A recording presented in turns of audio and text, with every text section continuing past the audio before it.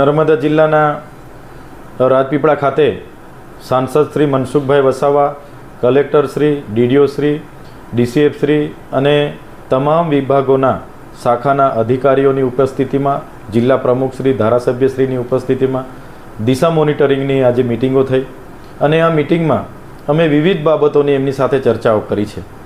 જેમ કે આજે મનરેગાની રોજગારી 6 તાલુકામાં ચાલુ નથી તો ક્યારે ચાલુ થશે ને કેમ બંધ છે, તો એમણે અમને 10 થી 15 દિવસની બાહેધરી આપી છે કે મનરેગામાં રોજગારી અમે ચાલુ કરાવી દઈશું. બીજું કે નરેન્દ્રભાઈ મોદી જ્યારે વડાપ્રધાન ડેડિયાપાડા તાલુકામાં આવે છે ત્યારે તો તંત્ર આજે યુદ્ધના ધોરણે લાગી ગયું છે. તો જૂના રાજનો રોડ કેમ બનાવતા નથી, કેમ વન વિભાગ અટકાવે છે? દેવમોગરાના રોડ માટે આટલા બધા ઝાડો કપાય છે, ત્યાં કાયદો નડતો નથી અને જૂના રાજ માટે નડે છે. એ બાબતની પણ મેં રજૂઆત કરી. સાથે સાથે જે એમણે જાહેરનામા પ્રસિદ્ધ કરીને યાલ પુલ પર માત્ર 25% વાહનોની જ અવરજવર, 25 ટન વાહનોની જ અવરજવરની પરવાનગી આપી છે, ત્યારે ઘણા લોકોને હાલાકીનો સામનો કરવો પડે છે. એ જ પ્રકારે ડેડિયાપાડાથી નેત્રંગના નેશનલ હાઈવે પર સેજપુર અને ઘાણીકૂટની વચ્ચે કરજણ નદી પર એક બ્રિજ છે. એના લીધે ત્યાં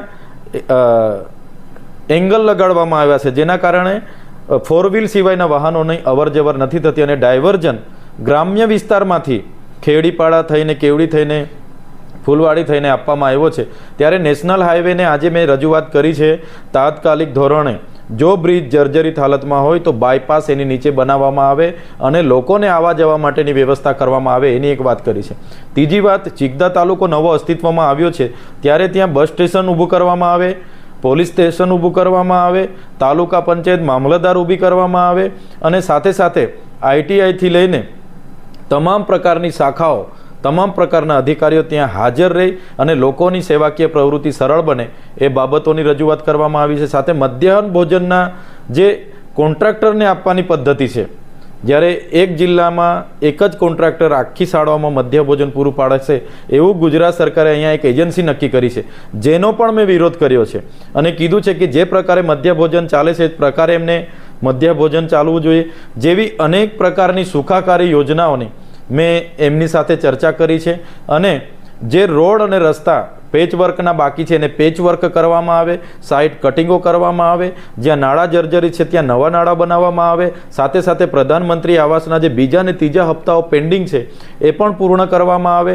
ફોરેસ્ટ ડિપાર્ટમેન્ટની જેટલી યોજનાઓ હોય, ટ્રાઇબલ સપ્લાયની યોજના હોય, નાણાં પંચની યોજના હોય, વર્ષોથી એમની જે ગ્રાન્ટ બચત છે આદિ આદર્શ ગ્રામથી લઈને, એ તમામ ગ્રાન્ટોને તાત્કાલિક ધોરણે અમલીકરણ કરીને કામો પૂરા કરવામાં આવે